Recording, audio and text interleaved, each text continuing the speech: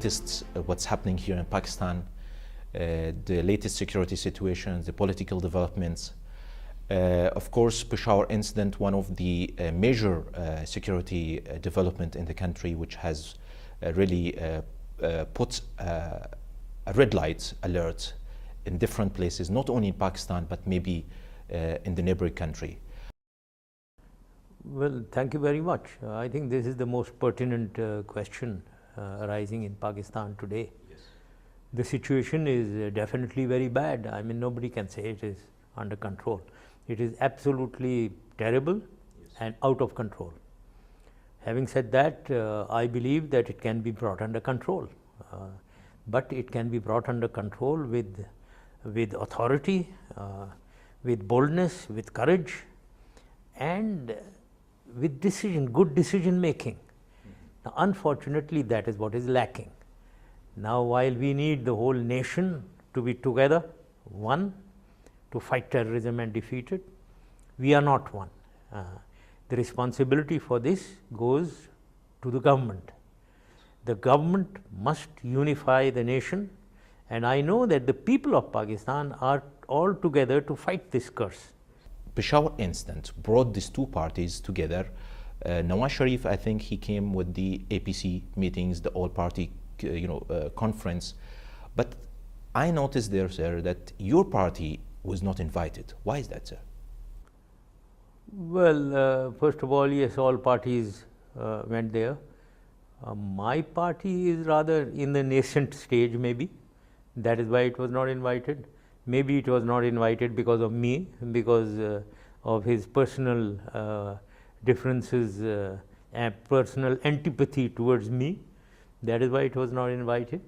But however, unfortunately, although all these parties came together, they developed a consensus to fight terrorism together. But beyond that, the decision making took a very odd turn in that they formed committees to plan the action. Now, that is where things go wrong. Poor decision making. A decision has been taken with the consensus of all political parties and the government and the people of Pakistan that we must fight and defeat terrorism. Sure. To this extent, that is enough for consensus at the national level. Now, to implement this decision is the responsibility of the military to make a plan how they defeat terrorism, and the government itself, because this military plan has to be in sync with all organs of state like economy, information, interior, foreign policy. All these have to act together with the military plan to succeed. Do you think, sir, the military code that's been established and been endorsed by the parliament recently will solve a part of the terrorism on the border, along with the military operations that's been going on in North Waziristan? Well, it will be a good step forward, I will say. It will be a very good step forward, because unfortunately speedy justice was not being delivered against very vicious terrorists. Terrorists who would start threatening the judges, terrorists who would threaten the witnesses. So therefore, it was difficult they were not being punished. Most of them were getting scot-free. And those who were punished, the punishments were not being executed. However, it is not the end. This is not all that has to be done. I think the action has to be expanded. The military action has to be expanded to all areas of Pakistan where different nuances of terrorism exists. Like, we are talking only of North and South Waziristan, but what about what is happening in Balochistan, the separatism and the sectarian terrorism? In Punjab, it is all sectarian terrorism. Yes. In Sindh, in Karachi particularly, it is sectarian, it is ethnic, it is political. So we have to act in all these places to strike at the root of terrorism. Do you think the armed forces are having the ability and capabilities to fight on all these fronts, where you have an enemy on the western border, and you have enemy on the eastern border and the turbulence in the western border with Afghanistan. 200%, I'm sure that we can deal with it, for the reason it's not the army alone. There is second line force of ours, which means Frontier Corps Baluchistan, Frontier Corps NWFP, Rangers Sindh, Rangers Punjab. Now they are very strong. Force is enough. And then we have to also bring in, when I said in the plan, the action plan, the organs of state, one of the organs of state is foreign policy. Now we have to make sure what is the pressure being exerted on us externally. We deal with that, and that is dealt through a successful exterior maneuver, as they say, a foreign policy, where we need to make sure that whoever, India and Afghanistan, we need to make sure that there is no interference from these two areas against Pakistan's interest. The fingers are being pointed at General Pervez Musharraf that beyond 1999 there was no a wave of terrorists activities as compared to the present or after the United States forces and NATO forces has come to Afghanistan. And what is we are watching today or what witnessing today is the repercussions of maybe decisions made by General Pervez Musharraf, the president at that time. No, I think this is, whoever says that is a very short-sighted, a very ignorant person, whoever says that. Religious militancy in this region was introduced since 1979, frankly, when the Soviets invaded Afghanistan and they captured Afghanistan. A jihad was launched in Afghanistan against the Soviet forces. And in this jihad, mujahideen were brought from all over Muslim world, 25,000 of them. And Taliban were also armed and trained and inducted into Afghanistan. So that was the start of militancy. Then comes my period, 99. Certainly in Pakistan, we were having 4 million refugees when all this was happening. And we had a spate of extremist attacks. At that time, sectarian extremism. The sectarian extremism was the menace. And it was a very serious menace. The sectarian extremists, terrorists, Sunni terrorists, killing Shias. So this was a common occurrence. But then came 9/11, and after that, the whole picture of terrorism changed, although sectarian remained, but then we got involved with this Taliban, Al-Qaeda, etc. So one has to see the whole picture in a clear manner to understand what has happened in this region. Yes, so 2011 and 9/11 incident. I really want to ask you these questions since you're taking the decisions to join hands with the international forces to enter Afghanistan. Did you have any other choice, like saying no to them, for example? Yes. If you said no, what would be the yes, the feedback, or what is the repercussions would happen if yes, you said no? Yes, indeed. I think you put it in the right way. There was no other choice. Now, anyone who speaks that we got sucked into this because of my decision is totally an ignorant person. He is an ignorant man. There was absolutely no other choice other than to be a part of the world decision. The United Nations took a decision unanimously by the whole world, including all our friends, all Pakistan's friends, China, this entire Gulf state, Saudi Arabia, UAE, everyone was in favor of striking the Taliban. How could Pakistan be alone? How?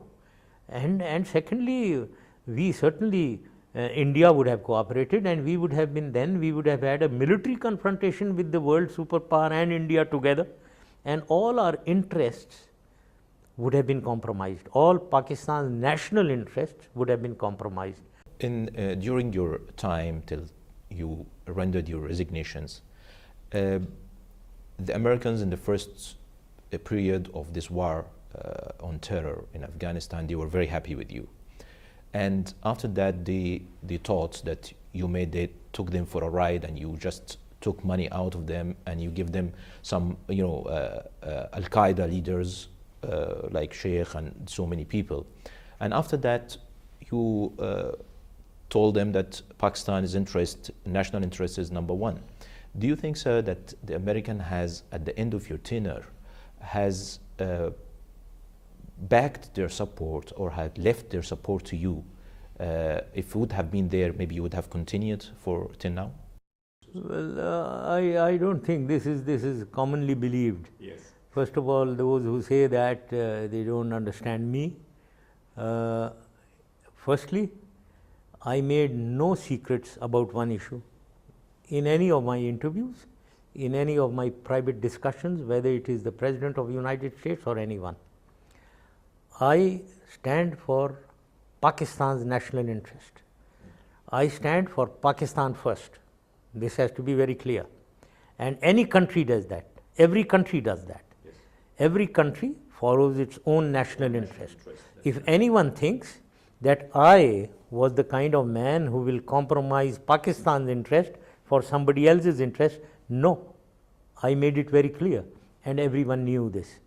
I strongly believe that the leadership in the United States knew that. I don't think they ever, right up to the last moment, had any doubt that I am playing a double game. Yeah. There was no double game. I was fighting terrorism, extremism, but in a way that Pakistan's interest was being served. So I think those people who say that they don't understand me, they don't understand Pakistan's requirement. How to deal with the proxy intelligence war that's going on in the regions for the past few years? Now, Indians accusing Pakistan of importing terrorism to India. Afghanistan, a blame game, it's been going on for so many years. What is the solutions? Yes, solution lies in stopping all this, obviously. Both sides, when I say both sides, India and Pakistan, have vulnerabilities, have sensitivities, which can be exploited by the other side, by each. We can carry on. We have been doing this since 50s. The ISI and RAW have been on a confrontation course since the 50s. Nothing new. Yeah. So whatever we can do to them, whatever they can do to us has been happening. Let us talk frankly. That has been the case. Sure. So if India says only Pakistan is exporting terrorism, well, that is not the case. You are exporting terrorism into Pakistan. So this must stop. Now, how to stop it is the question. Yes. Resolve the disputes. I mean, quite clearly, what is our problem? Why is this happening? Because we don't like each other. We have fought 3 wars and many conflicts like Siachen, like Kargil. So we have been fighting each other since 1950s. Why? Because of the disputes. So there is a Kashmir dispute, which is the core. There is a Siachen dispute. There is a Sir Creek dispute. There is a water dispute coming up now. We must resolve these disputes. Sit peacefully, talk to each other and resolve. That is where the problem comes. Now, India thinks that they are very superior. They have a vision of this whole region, that they are a regional power, or they will become a regional power, and that then they will become a global power. In that, they find Pakistan as a thorn in their side. They want us to be like small countries like Bhutan, appeasing them, listening to them, towing their lines, which Pakistan is not. So our issue is, we want peace, but with sovereign equality and with our honor and dignity preserved. But I have been warning India that their weaknesses and vulnerabilities are far more than Pakistan's. They must understand. If they do this, Pakistan has all the right to counter it in their country, and then we are going to end up with what they say is LIC, low intensity conflict between the 2 countries, and also maybe a proxy war in Afghanistan, which is not good for Pakistan or Afghanistan or India. Do you see any military conventional confrontations ahead, where the NATO forces are leaving, Afghanistan is vulnerable, the LOCs, flamed up. How do you see the scenario in the coming days or in the coming weeks? No, there is no possibility of a conflict, of a war, of an open war between India and Pakistan. It is not possible because of the balance of forces between the two countries. First of all, the conventional balance of forces. The conventional forces that we hold in Pakistan are enough to deter aggression from India. And over and above that, we are both nuclear powers. So therefore, there is a nuclear overtone here in conflict between India and Pakistan, which the world cannot accept and which India and Pakistan both will not accept. Now, Afghanistan, when the forces leave, there will be a grave situation, possibility of a grave situation in Afghanistan. If the foreign ISAF and American forces leave lock, stock and barrel, there will be total anarchy and conflict again in Afghanistan in aid of the Afghan National Army. They remain there, then a status quo probably in Afghanistan as the situation lasts today will be there, and in this there is hope. There is hope that a good president like President Ashraf Ghani now, who is a balanced person, acceptable to the world, understanding issues between India and Pakistan, he could bring some consensus within Afghanistan to govern Afghanistan. Now that is the hope, and in this hope, certainly India and Pakistan must stay away from Afghanistan, so that we allow them to come to some mutual agreement within themselves for a good government, peaceful government in Afghanistan. Let us reinforce the hands of President Ashraf Ghani rather than creating trouble for him by having a proxy war between us, between India and Pakistan in Afghanistan. So let India understand this problem and let the Americans understand this problem and make sure that India stays away and Pakistan must stay away also. In Afghanistan during Karzai's government, has been always a repeated request that Pakistan, or maybe in the I side intelligence, should stop the support for the Haqqani group in North Waziristan.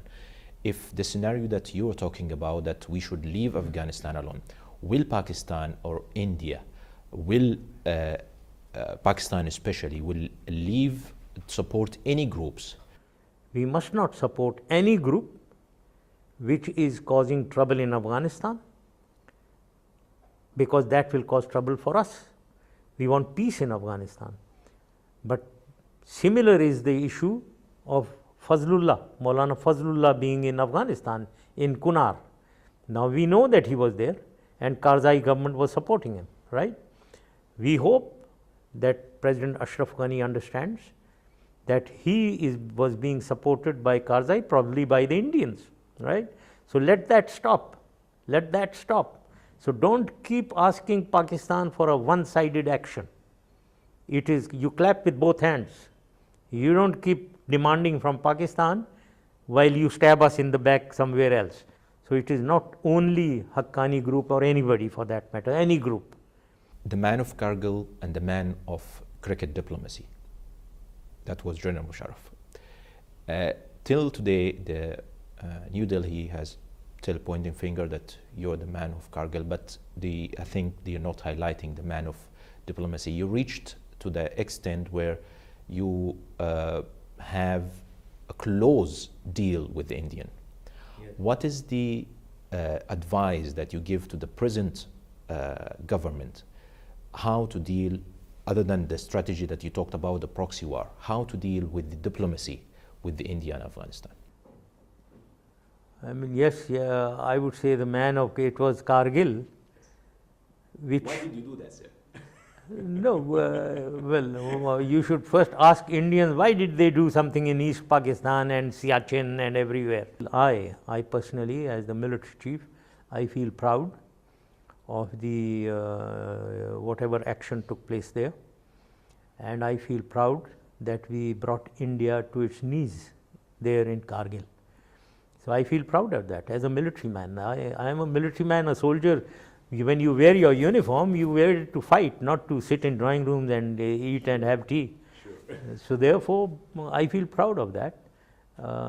But may I say, that was why we came on the man of peace. That is exactly why the talking took place. We went to Agra, we went to Delhi, and we started a peace process. And in this peace process, I used to tell the prime ministers, please tell, we must both, I told both prime minister, we must both stop RAW and ISI to troubling each other. In Wikipedia, I just read a piece of brief about you in 1993.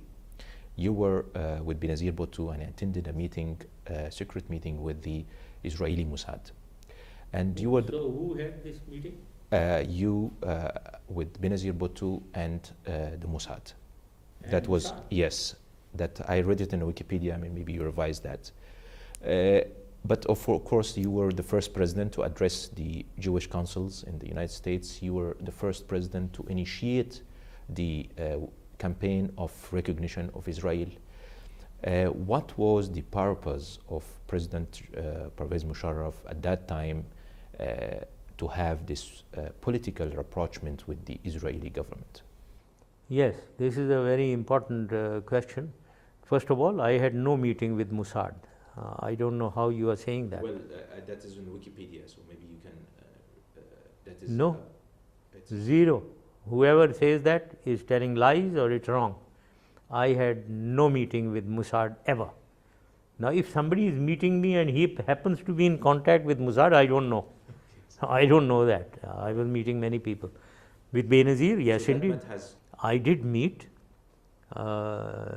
American Jewish Congress, the president of American Jewish Congress, Mr. Jack Rosen. He came and met me. Yes, indeed. Now, if he is some Mossad man, I don't know. Well, I met him. But I had a design for Pakistan. As I said, everything is for Pakistan. I am not doing it for myself. I thought that, first of all, on a principled stance, while we are with Palestinians, with the people of Palestine, certainly Pakistan stands with them and I stand with them. I think they have been wronged. I think we have to correct this wrong that history has done to the Palestinians. But we must do it peacefully and remove this dispute in a peaceful manner. And I thought, since so many wars have been fought between Israel and the Arabs with no resolution, and now that Israel is a nuclear state, I believe that now is a state where Israel's existence has become a fait accompli. Now, if that is accepted as a fait accompli, we must try to resolve the Palestinian dispute and give something to the Palestinians, resolve the issue of Jerusalem, resolve the issue of settlements in the West Bank, resolve the issue of Palestinian refugees all over the world. They can be resolved. All these three, these are the three disputes of Arab-Israel. Now, if we can resolve these disputes peacefully, in exchange for acceptance of Israel as a fait accompli, this is what I thought. Now, in the interest of Pakistan, I know that the Jewish and Indian lobby, which is very strong, Yes. internationally keeps damaging Pakistan. So why not? And we have no direct links with Israel. What is our problem? We are so far away. So why not neutralize one to deal with the other one in a better way? There are so many cases against you before the ATC, the anti-terrorist court, but the most crucial case, it's that being in the court is treason. And how will you deal with these cases? We hear media reports that General Musharraf might leave Pakistan in any moment. Will you leave if these cases have been cleared, or any deal will happen between the maybe back doors? Yeah. No, last point first. Okay. What you said, deal happening. No, I will not have any deal. There is no deal going on. Never will there be a deal that, okay, you leave me, I am going and I will do this for you. Never. This will never happen. I want to stay here and I will go as a free man. There should be no check as I go and I come back. There is no question that I will go and not come back. There is no question. We will fight these cases legally because I know they are all politicized and they have no legs to stand on. So I hope that sooner or later they will die down. With the new political order, you were the first president, I believe, to visit Russia during your time. And Pakistan has always been shown as a strategic partner to the United States, but in so many occasions the United States has not shown or has not done what Pakistan was expecting from the United States. Don't you think that Pakistan must look forward for a new regional order? The geostrategic focus of the world now, after the Soviet defeat in Afghanistan and the collapse of the Soviets, has shifted from Eurocentric to South and Central Asia here in our region. That is the world's focus and the world powers focus. It is here now. Now this is where now we need to work on, and Pakistan, as I said, is fortunate to be in this region which is so important now. Therefore, our position now, our geographic location is also such that we can play an extremely important part in the linkage of Central Asia with South Asia. We are the link. We are the trade and energy corridor in this region. So any links are through Pakistan. So Pakistan has a tremendous geostrategic importance. Now we come to realities on ground. US has interest here, China has interest here, and Russia has interest here. Now, what Pakistan has to do is see its own interest first of all and see how it fits in the three other interests and deal with the situation accordingly in its own interest. Certainly, Russia should understand where Pakistan's interests are, where the future emerging geostrategic realities of Indo-US collusion, etc., going on. They will pursue their own interest, and Pakistan should pursue its own interest vis-a-vis United States, Russia, and China. General, it was really indeed a pleasure to have you with us, and thank you very much for being with us. Thank you. And hope to see you also in another interview very soon.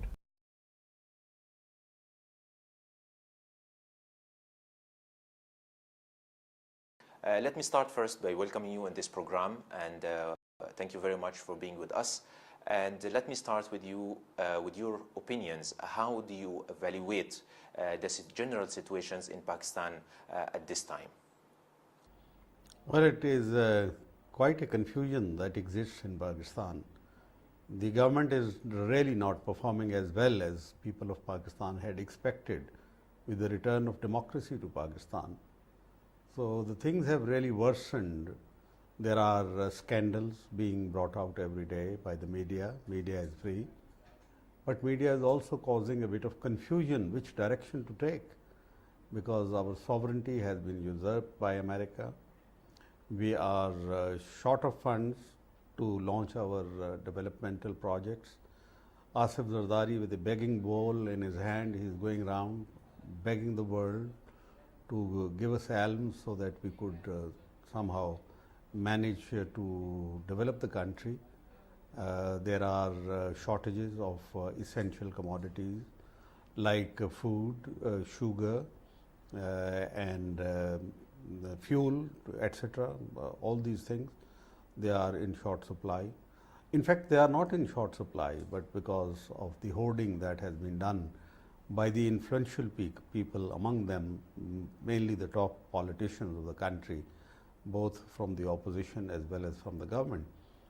So all in all, it's a very difficult situation. Externally, the Americans are putting pressures on Pakistan. Indians are trying to twist our arm, and they are trying to get the world community on board with them to blame Pakistan for spawning terrorism. So Pakistan has acquired, with regard to terrorism, three different personalities. One is that we are a frontline state against terrorism, and we have made enormous sacrifices in blood and money, in psychological confusion that has been caused. The second aspect of personality in this regard is that we are victim of terrorism. We are being attacked every day, suicide bombings and things like that. Luckily, there has been a little bit of let up ever since the military operation in Swat. But there is another pressure coming on Pakistan that we should go into Waziristan. The third aspect of this personality is that we are the breeding ground for terrorism. So there are three personalities of Pakistan in this regard, and this has really shifted the focus from the main national issues, the issue of sovereignty, the issue of freedom, if I would like to say.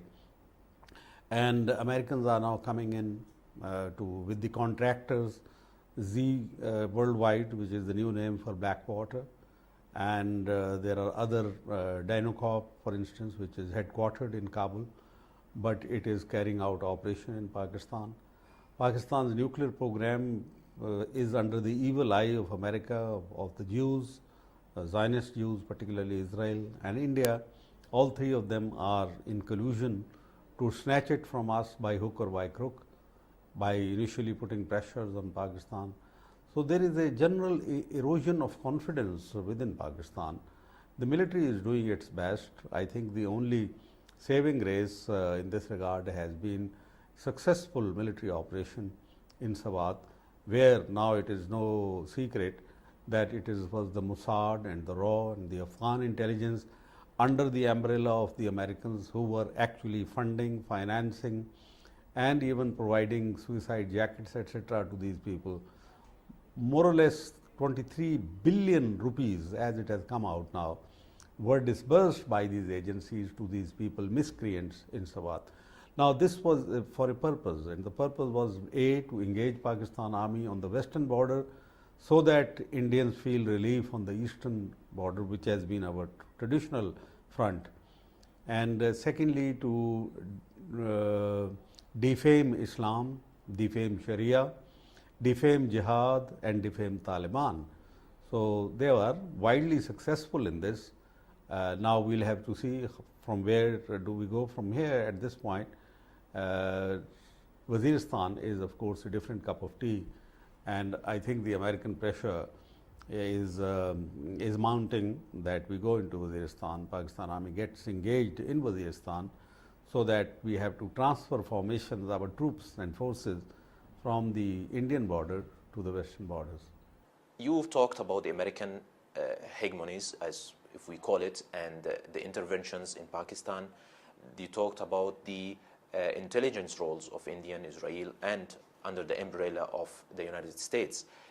There are, as you mentioned also, there are lots of companies here, like Blackwater and Icons from Kabul, working in this country. What is the purpose? What is the purpose of these people? What is their objective to achieve in this country?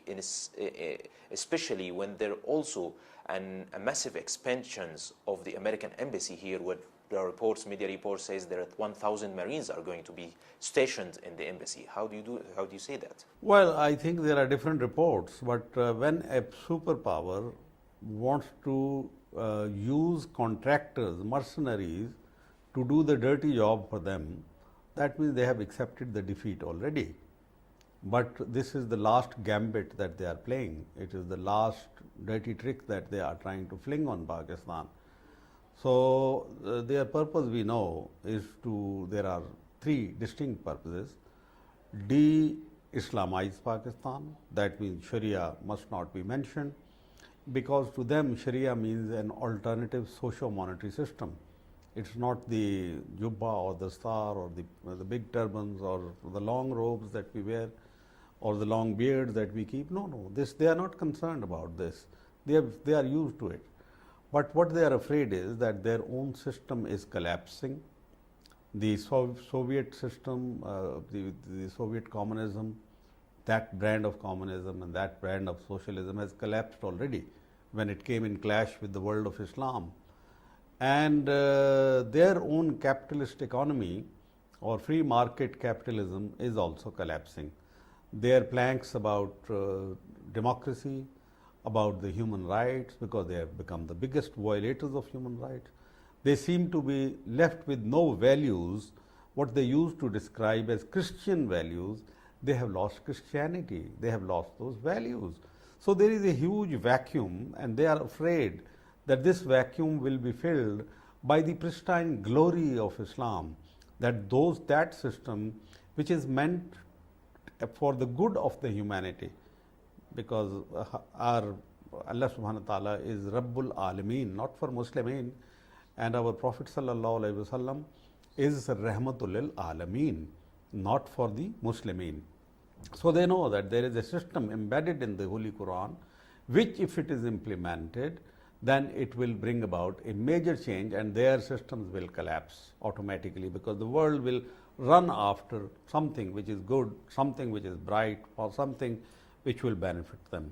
So this is one purpose, and Pakistan is an Islamic country conceptually in its birth and constitutionally, because it is our constitution. No other constitution in the world says Allah subhanahu wa ta'ala verily is our sovereign, and that the laws of Quran are the primary laws which are going to frame the other laws of the country. So they are afraid of Pakistan because of the constitutional spirit, the embedded spirit of the constitution. Second is our nuclear program. Israel and India are both mortally afraid of nuclear program, because the kind of excesses that they are doing, the kind of cruelty and the human rights violation, grabbing somebody else's land, killing their children, doing everything which is against the grain of the human psychology. So they know they are guilty. They are the original sinners, and like all sinners, they are afraid that someday their sins will come back, visit them in a different form, in a shape. And so they are afraid that if Pakistan continues to be a nuclear power, particularly when America pulls out of this region, as it is almost foregone conclusion that Americans have been defeated in Afghanistan as much as they have been defeated in Iraq, and once they go out, then the design is that India and Israel together should play the proxy power role here for the region, particularly in Afghanistan and the Gulf region. So that proxy power role they cannot play as long as a Muslim country, a very powerful country like Pakistan, constitutionally Islamic country, is armed with a nuclear weapon. So they have to denuclearize. And finally, Pakistan army is a very potent force. It is cohesive, it can keep the country together, and its latest performance in Swat has shown the efficacy of Pakistan army, that what a good force it is. So this disturbs them a lot. So if I were to sum up for you all this what I have said, denuclearization, de-Islamization, demilitarization, and add to it that they want to de-link us from China, because China they deem to be their future enemy, and if India is to play the proxy power role for the region, then Pakistan must be under the hegemony of India, not only under the hegemony of America globally, but regionally it is India which is being prompted, which is being pumped up, which is being prepared for a role, and that role they cannot play if Pakistan is nuclear, if Pakistan has close linkages with China, which is right behind our back. So these are the objectives very clearly, and in order to do that, now they are trying to get around our nuclear capability. They know that by an outright attack, if they put in even 100,000 troops or more on Pakistani soil, they will get a bloody nose. They can't do that. It's not Afghanistan. Pakistan has a very powerful military force. It's a very big nation.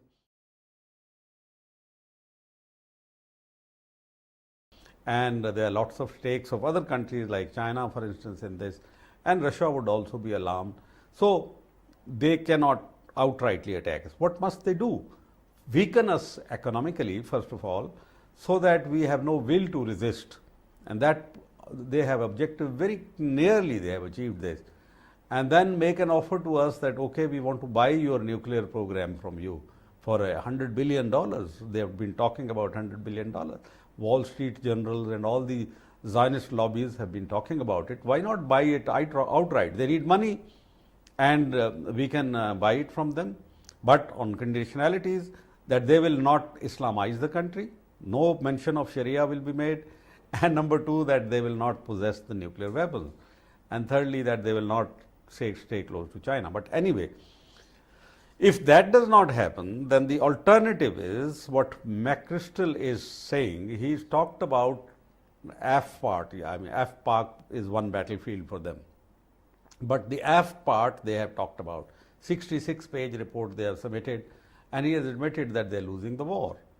But the Pak portion of it, the other part of the bigger part of the battlefield, which is Pakistan, they have not mentioned. They have kept it secret.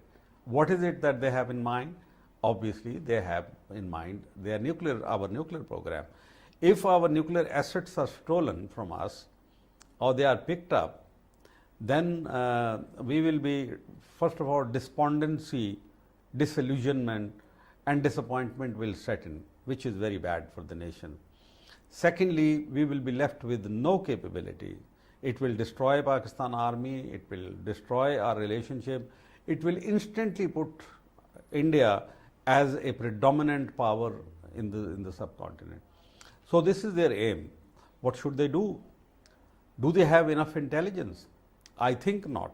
They feel that they have plenty of intelligence. They have set up a big network, and there are lots of people who are prepared to act as their agents for dollars. But they are not convinced that Pakistan army does not have what they describe as rogue elements who would protect the nuclear arsenal, who will not let it fall into the American hands or any other hand. So they are not too sure. What they are thinking is they have rehearsed these. They have carried out in Nevada desert and elsewhere. Along with the Israelis, they have carried out rehearsals how they are going to attack Pakistan nuclear facilities, pick up the assembled devices and take them away.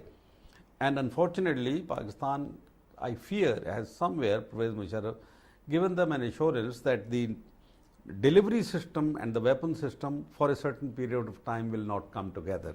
So they are monitoring that these two do not marry at one point in time. So they will have a time bracket in which to act. What are they going to pick up? Obviously, they will pick up the nuclear triggers, and nuclear triggers can be put in a couple of C-130 loads taken away from us. But that's a pipe dream. They are thinking like Americans are cowboys. They only think in that fashion that others will not resist. But I can assure you, and I want to assure my Muslim brothers and friends all over and those who are interested in security of Pakistan, that this will not happen. We will not allow this to happen.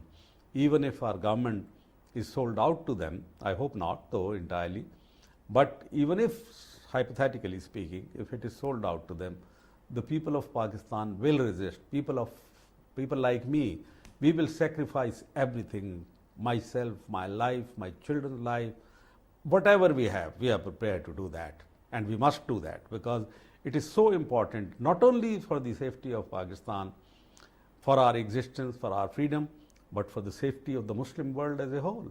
Because once Pakistan loses its nuclear capability, I can assure you Muslim world will be lying prostrate in front of them, in front of Israel, and then there will be no way that we will be able to save them.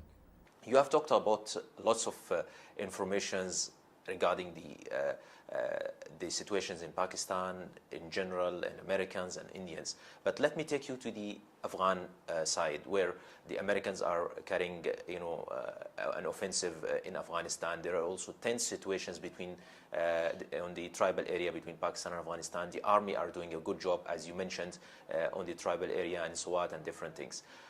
How do you evaluate the security and the strategic situations on the borders and inside Afghanistan? What is your predictions on what's coming up in Afghanistan there?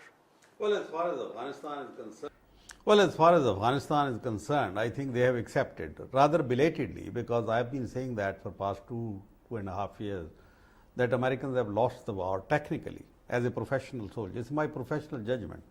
Although I had predicted immediately after 2001 that Americans will lose this war, but it was only about 2.5 years ago that I openly started saying that they have lost it. They have lost it already. Now, acceptance is something else. For instance, Russians knew in 1986 that they had lost the war in Afghanistan, but they were ever so reluctant to announce that they had lost.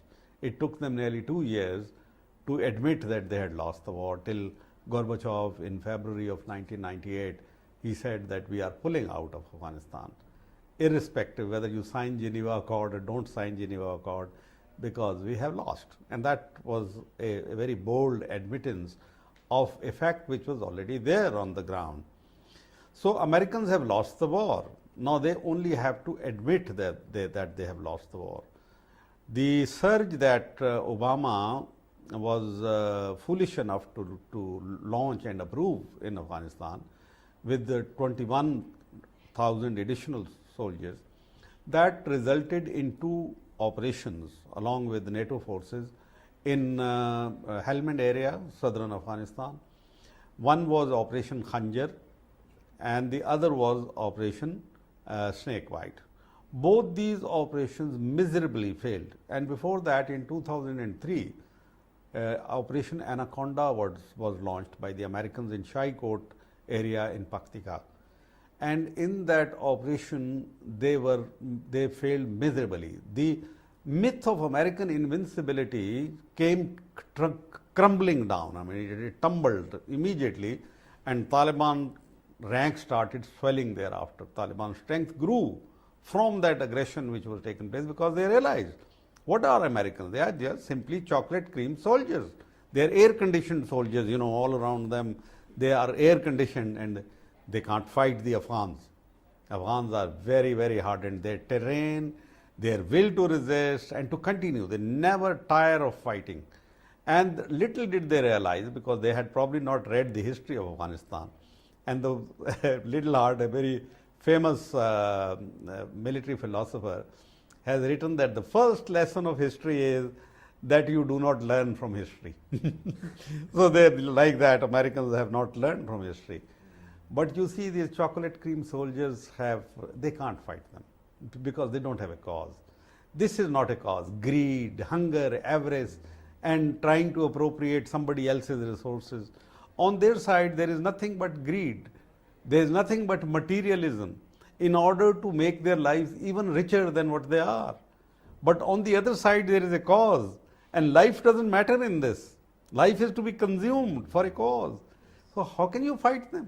So once again, if a lesson was to be required, historical lesson, once again history has proved, another time in history, and very thumpingly it has proved, that the material fails against the moral. That the firepower, no matter how technologically advanced it might be, it cannot face the human will. Human will, and particularly that has a cause to go by, like the Islamic fighters, Mujahideen, have a cause, and that's a very great cause. It's a just cause, it's a moral cause, it's an honest cause, so they cannot fight. So they have lost this war. But now, only thing left is for them the choice that they have to make. Do they want to go out gracefully with their honor, dignity somewhat intact, or they want to have their noses rubbed in the hard, rocky soil of Afghanistan and go disgracefully like they left Vietnam? But this time it is not going to be like Vietnam. Vietnam was a small theater. Now they are against the world of Islam. You like it or not, the people of the Muslim world consider it a crusade. And so if they leave Afghanistan, they will have to leave a lot of it. A lot of things they will have to give up, and they will have to withdraw into America, go back into Fortress America, you know, like they have been in the past. But even then they will not rest, because the economic crisis which has gripped them, that economic crisis would make America split apart psychologically, socially, even politically at some stage in time. So the cost is very high for them. But the fact that they are already admitting that 80% of the territory of Afghanistan is in the control of what they describe as Taliban. I won't say Taliban, they are Mujahideen. They are not all under the command of Taliban. They are individuals who are fighting, groups who are fighting on their own. And what a fascinating conflict this is, that against the mightiest power that was ever recorded by history, that is America, Europe and all the other establishments, including the Muslim countries like Pakistan, our army is on their side. And who is fighting them? Nameless, faceless Mujahideen, who have no address. If you were to write a letter to them, you can't find the address. How would this letter reach Mullah Omar? No, it can't. Anyway, the point is that this is a very unequal contest, and in this unequal contest, the victory belongs to the what we describe as non-state actors, the individuals who are motivated to resist because an aggression, unjust aggression has been committed. 9/11 was a pretext, it was a ploy. They just wanted to use this as an excuse to invade the world and capture the world and its resources, particularly the Muslim lands, and to suppress all kind of resistance to them, and to block the emergence of a new socio-economic order in shape of an Islamic system. So this was a bid they made, but they have made a mistake, and inshallah you will see very soon the results will come. It's not very far. I think another 1 year and you will see everything crystal clear emerging out of this. Thank you very much for this interview, and I think we should conclude.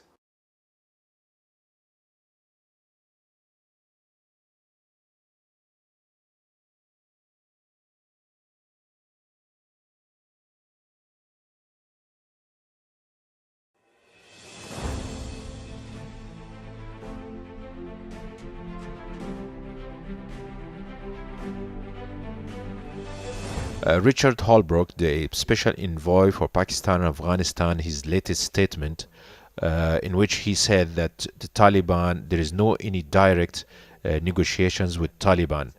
As an expert on the Afghan affairs, how do you see this statement in your opinion? असल में एक हद तक हॉलब्रूक की ये बात इसलिए सही है कि अभी तक तालिबान और अफ़गान हुकूमत के माबैन या अमेरिका और तालिबान के माबैन बाकायदा और फॉर्मल मुज़ाकरात नहीं हुए हैं। अलबत्ता इंटेलिजेंस के लेवल पे, ज़ाती ताल्लुकात के लेवल पे और मुख्तलिफ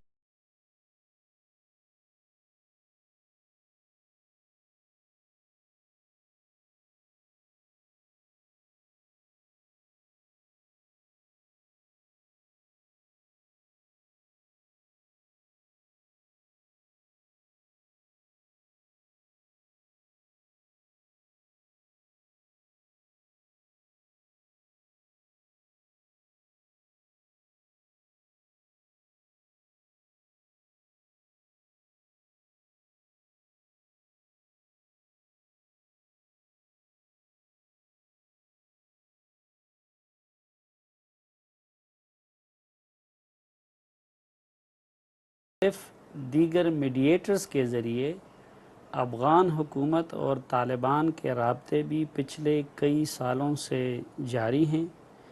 अमेरिका ने भी कई चैनल से तालिबान के साथ राब्ते बना लिए हैं और पाकिस्तान ने भी कई चैनल से तालिबान के साथ राब्ते उस्तवार कर लिए हैं।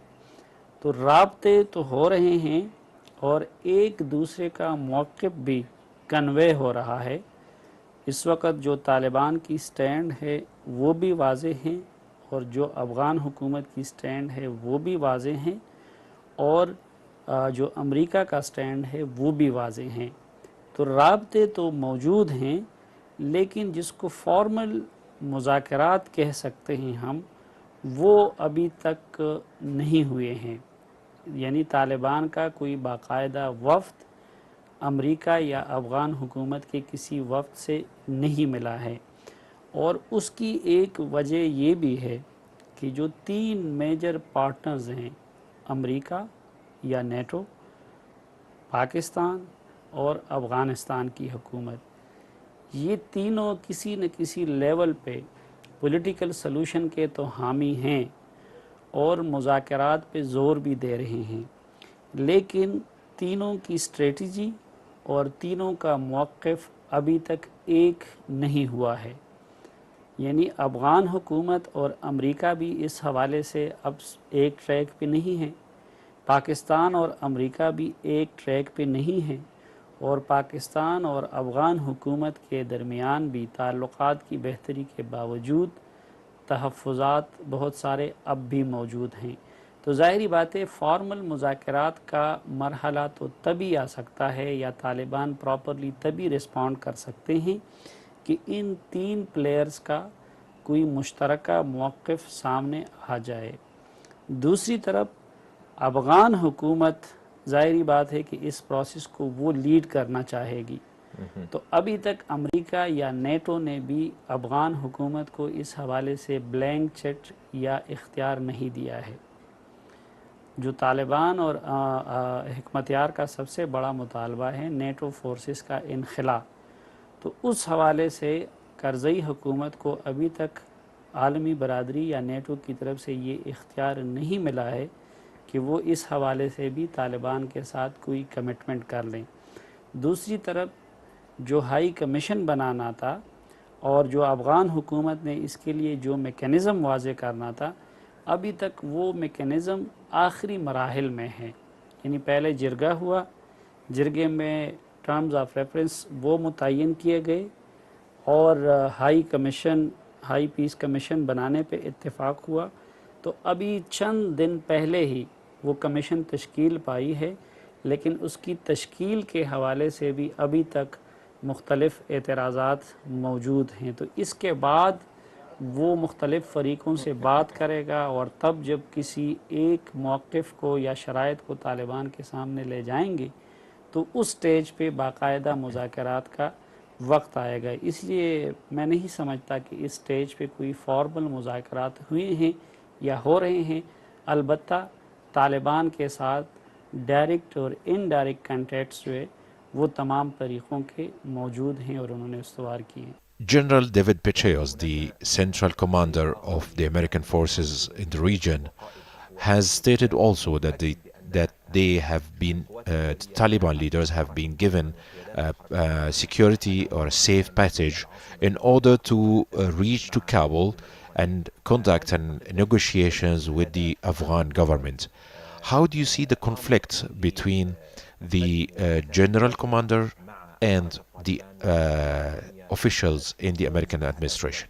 نہیں، ایک تو جن طالبان کو یہ لوگ یہ دینا چاہ رہے تھے تو اصل میں وہ طالبان کی قیادت نہیں تھی، بلکہ مقامی سطح پہ جو پی آر ٹی کے ساتھ جو نیچے لیول کے لوگ ان کی پی آر ٹی ٹیموں کے ساتھ رابطے میں ہوتے ہیں، تو وہ کچھ طالبان کے ساتھ مذاکرات کا تاثر دینے کے لیے یا طالبان میں پھوٹ ڈالنے کے لیے امریکیوں نے ان کو آفر کیا تھا کہ اگر آپ لوگ آئیں گے کابل تو ہم آپ کو فیسیلیٹیٹ کریں گے۔ دوسری بات یہ کہ اس وقت مسئلہ یہ نہیں ہے کہ طالبان اور افغان حکومت کے درمیان مذاکرات نہیں ہو سکتے۔ مذاکرات کے لیے یہاں کا جو لوکل انوائرمنٹ ہے تو اس کے لیے کئی چینلز موجود ہیں، ایون القاعدہ کے ساتھ بات چیت کے لیے چینلز موجود ہوتے ہیں۔ یہ جو لوگ اغوا ہوتے ہیں اس پہ پھر ڈیلنگ ہوتی ہیں اور وہ رہا ہوتے ہیں۔ خود افغانستان کے اندر نیٹو کے کانوائز کو گزارنے کے لیے خود نیٹو کے اہلکار جو ہے وہ مختلف کمپنیوں کے ذریعے طالبان کو پے کرتے ہیں، ان کو فی ٹرک یا فی ٹریلر جو ہے ان کو 2000 سے لے کے 3000 تک ڈالر نیٹو کی طرف سے پے کیے جاتے ہیں۔ تو اس کا مطلب یہ ہے کہ مسئلہ وہ نہیں ہے کہ کرزئی اور طالبان کی بات نہیں ہو سکتی اور اس کے لیے اگر پیٹریاس ان کو فیسیلیٹیٹ کریں گے تو پھر کچھ نتیجہ آئے گا۔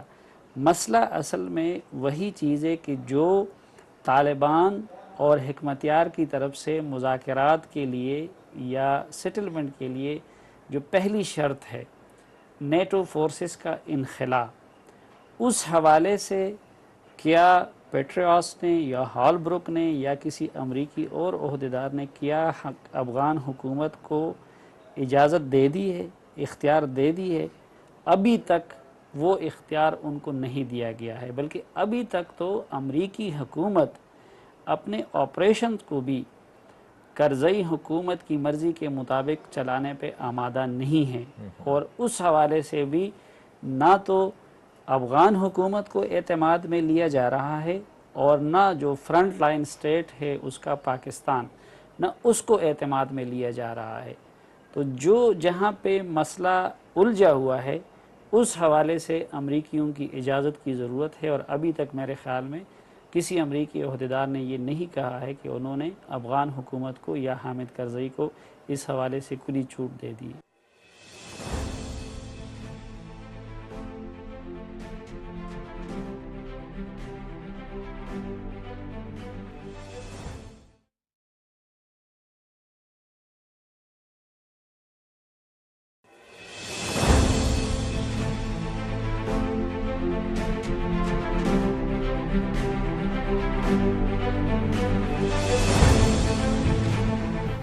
Welcome to the program, Dr. Abdullah. President Karzai won the elections, and you have withdrawn yourself from the competing of the elections. Behind your withdrawal, it's a big story. Will you tell us exactly what happened and what is the story behind your decision? Mr. Karzai didn't win the elections.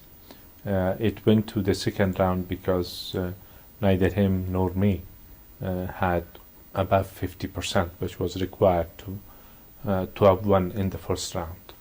But then at the same time, when I decided not to participate, the Election Commission decided that he will be the president, which the basis of that decision was illegal. The reason for me not to participate in the second round, it was very obvious. I needed minimum requirement for the transparency and credibility of the elections, the electoral process. And in the first round, we know what happened. We didn't want the same thing to be repeated. And I had raised some conditions. And in one occasion, when I had the meeting with Mr. Karzai at that time, I reduced those conditions into one minimum one. So to replace the head of the Election Commission and appoint somebody of his own choice from the Commission itself. So to give the people a reason that this is one step forward in terms of the legitimacy and credibility of the process. When even that decision was not taken, then I decided not to participate. But, Doctor, there was a debate, a presidential debate between your spokespersons and Karzai's spokespersons, in which they have exchanged the blames and the accusations. Why you have selected the decision to withdraw? Why didn't you fight back, since that the rigging of the elections was in both sides of the parties, whether your party or the President Karzai's party? Why have you selected to opt for a withdrawal decision? I think the fact that fraud had taken place and there were allegations of different parties involved, I wanted thorough investigation, so whichever camp it belonged to.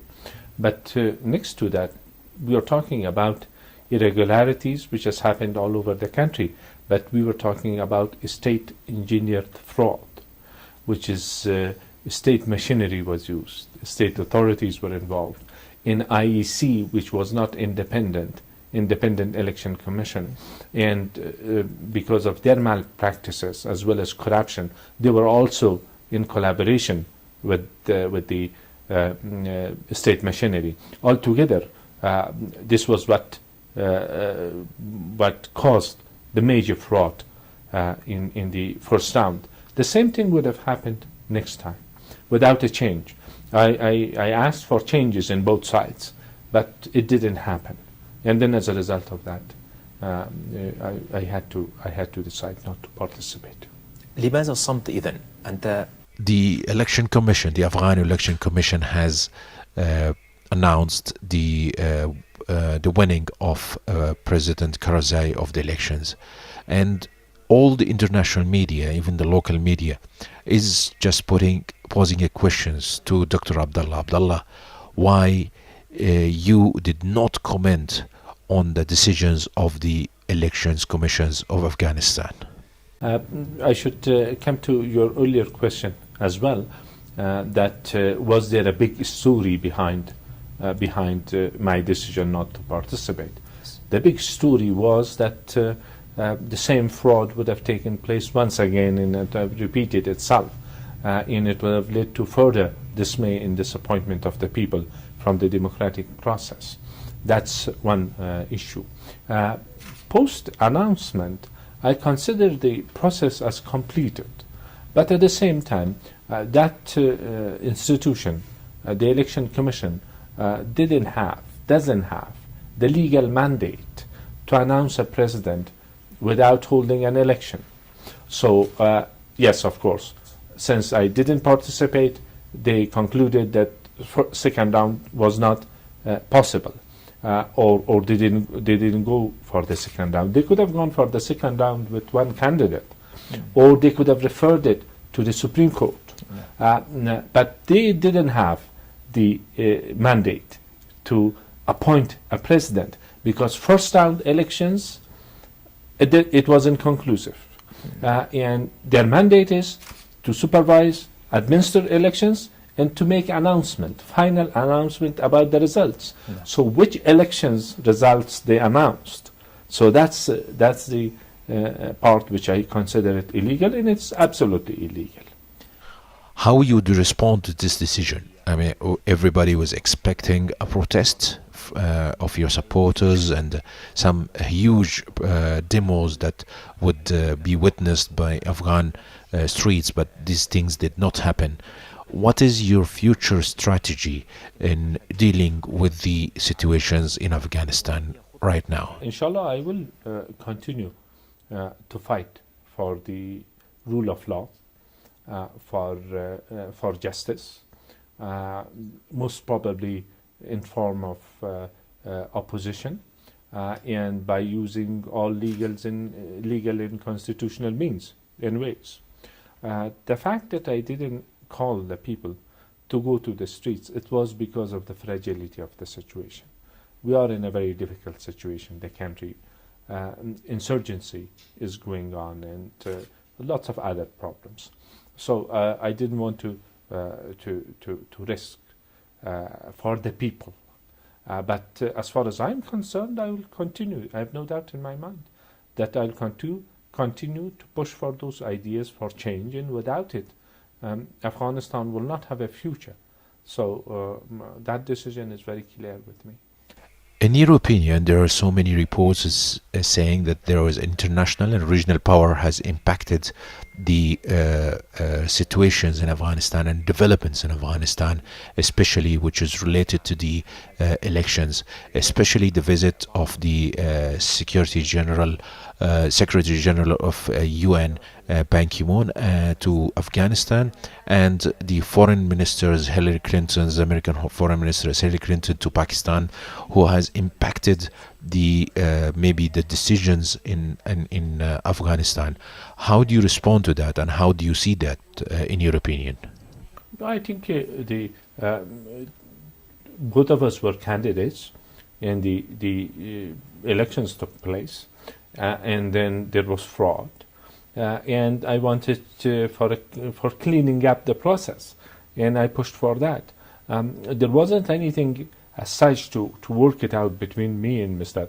Karzai at that time, and the visit of Secretary General of the United Nations, Ban Ki-moon, it took place for another reason, of course, because a few days before that, the United Nations had lost some of its staff during a terrorist act in a guest house, and some casualties, as well as 5 people died.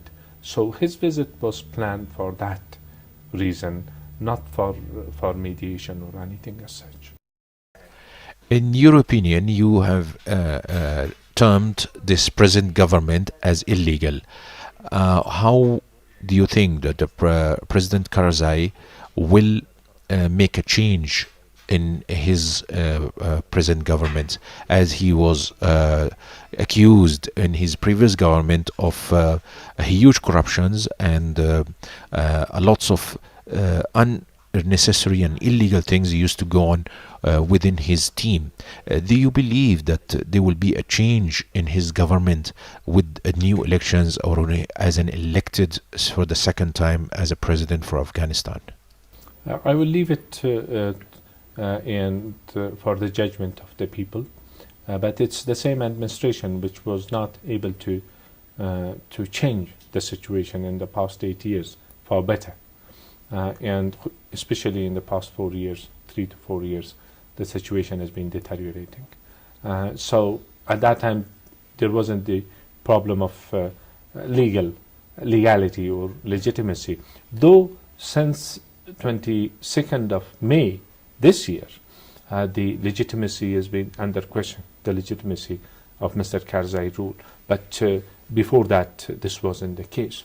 So to expect from the same government, the same leadership, which has not been able to deliver in the best circumstances, in a golden opportunity we missed under the same leadership, to expect them to do better in the coming 1 or 2 to 5 years remains to be seen. Presently or in the future, if President Karzai offer you the olive branch in order to join hands with him to form a strong force in order to overcome the problems which Pakistan is witnessing since the past 3 to 4 decades, will you accept the offer and that olive branch from Karzai? We are not talking about hypothetical situation, but I can say that my effort in pursuit of change, based on the agenda which I have announced, which is not just changing the leadership, but it was also changing the system, the laws of the country, amendment of the constitution, and many other things which I have raised as an agenda. I'll continue my efforts. How do you see the security situations in Afghanistan, especially when the Taliban has enhanced their operations against the international forces and American forces in Afghanistan? Do you think the American forces would be able, with the new present government of Hamid Karzai, form a common strategy in order to fight back the Taliban force and maybe bring them down to the table of negotiations? In general, how do you see the security situations developing in Afghanistan? Part of this depends on the international strategy, but part of it depends on what the Afghans are doing. Will the government will be able, led by Mr. Karzai, will be able to gain legitimacy of support from the people, and can deliver to the people, and can bring Afghanistan together and make peace, and prove itself to be worthy of support by the people of Afghanistan. That plays a big role in the success of any military strategy. So the issue of security or the whole as a whole, stability in Afghanistan, it depends on many factors, national, regional, and international.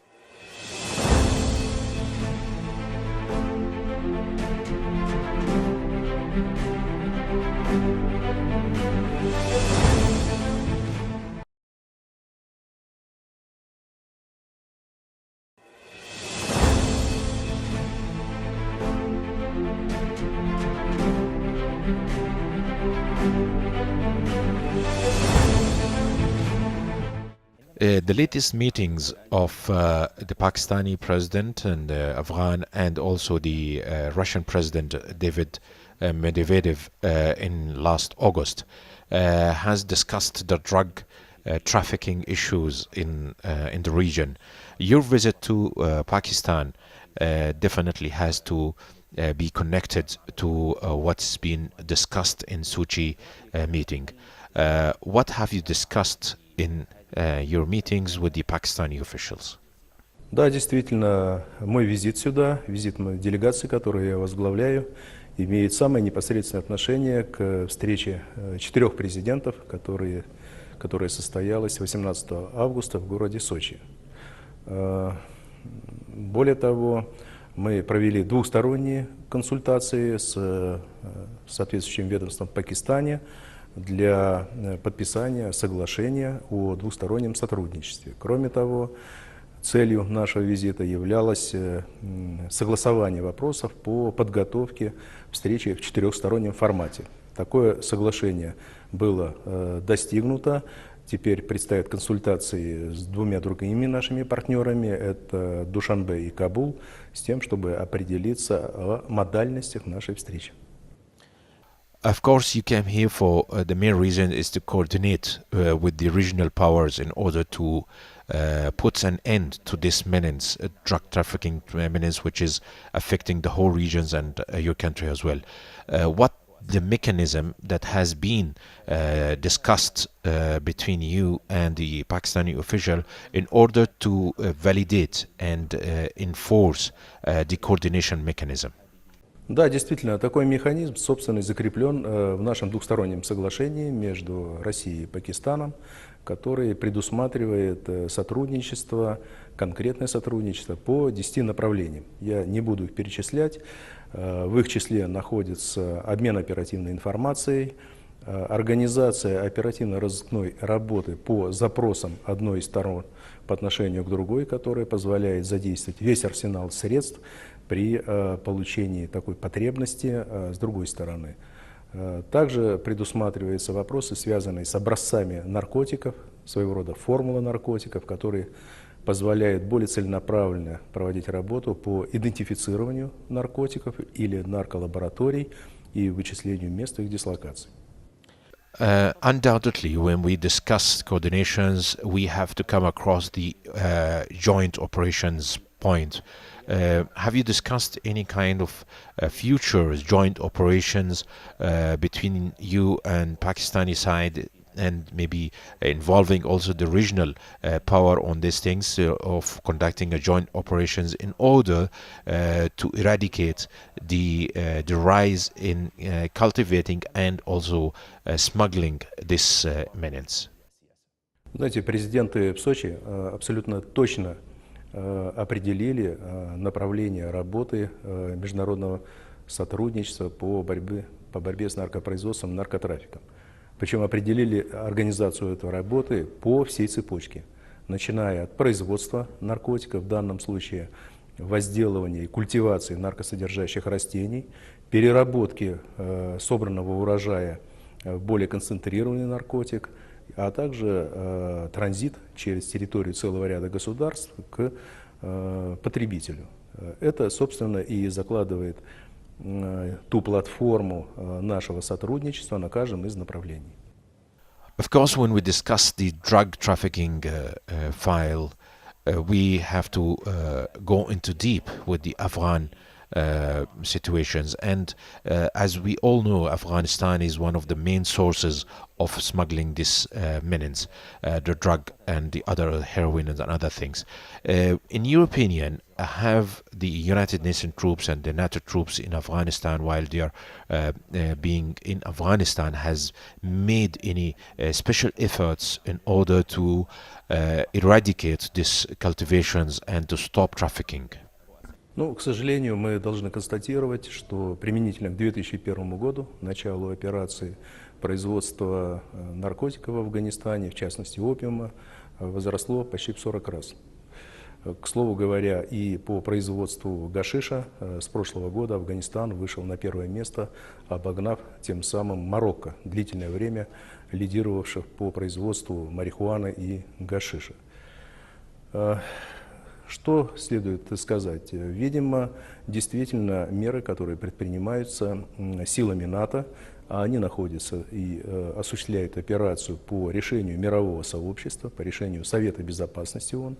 Мы тоже поддерживали это решение, но, к сожалению, меры предпринимаемые не только неэффективные, но и, пожалуй, ведут, по сути, к нулевому результату, а то и даже отрицательному, ввиду того, что производство наркотиков резко возросло. То есть, говоря медицинской лексикой, лекарство оказалось коварнее самой болезни. One of the most important decisions, resolutions, has been taken in Sochi's meeting, definitely involving regional organizations which has, had to cooperate with the regional powers to collective efforts of fighting drug trafficking, such as Shanghai organizations and others. How you validate and you interact with these organizations to form a mechanism to fight this drug trafficking? Ну, я думаю, что если мы сконцентрируем усилия и НАТО, и АДКБ конструктивно на уничтожении наркосодержащих растений и уничтожении лабораторий, это, безусловно, даст свой эффект. When we discuss the regional organization like Shanghai and others, and even the collective efforts of the organizations which is regional powers, which is Pakistan and Afghanistan. Afghanistan is passing through a security and a political turmoil, and which is definitely impact the enhancement of the drug trafficking. What is the mechanism that has been discussed between the regional power and the organizational organizations which is in the regions in order to form a collective efforts and mechanism to fight this menace? Ну, я должен сказать, что страны-члены ОДКБ, а также исполнительный комитет организации ОДКБ в лице генерального секретаря господина Бардюжи, мы неоднократно обращались к НАТО, к руководству НАТО о проведении совместных операций. Но, к сожалению, пока еще не были услышаны организации. Thank you very much. Thank you very much. До свидания.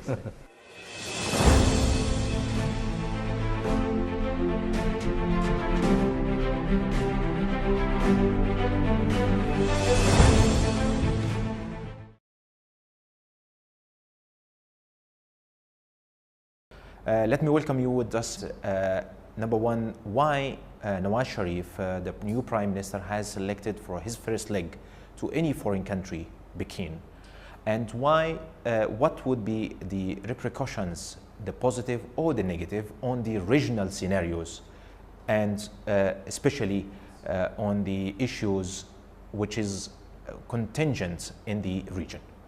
Mr. Sharif selected China as the first country to tour abroad after becoming Prime Minister because China is Pakistan's best friend, Pakistan's strategic partner, Pakistan's brotherly neighbor, and we have a time-tested all-weather friendship. So he's sending this message that irrespective of the change of government in Pakistan, there is no change of policy. China is number one in our foreign policy priority. In terms of repercussions, I think there will be some concerns in Washington, some concerns in New Delhi also. Because the United States has been talking of a pivot to Asia, they are also talking of containment of China. There's talk of a China threat sometimes from some Asian countries. So they will be worried or they'll be concerned that this strategic relationship is very strong and very resilient. You mentioned Washington and New Delhi, and so many observers agree that yes, there will be some kind of reactions from these two countries. How do you evaluate if there is any, as the media has carried out, that there will be some kind of cooperations, nuclear cooperations with China? How do you see the reactions from New Delhi and Washington? This agreement between Pakistan and China on civil nuclear energy cooperation is an old one. It is under IAEA, International Atomic Energy Safeguards.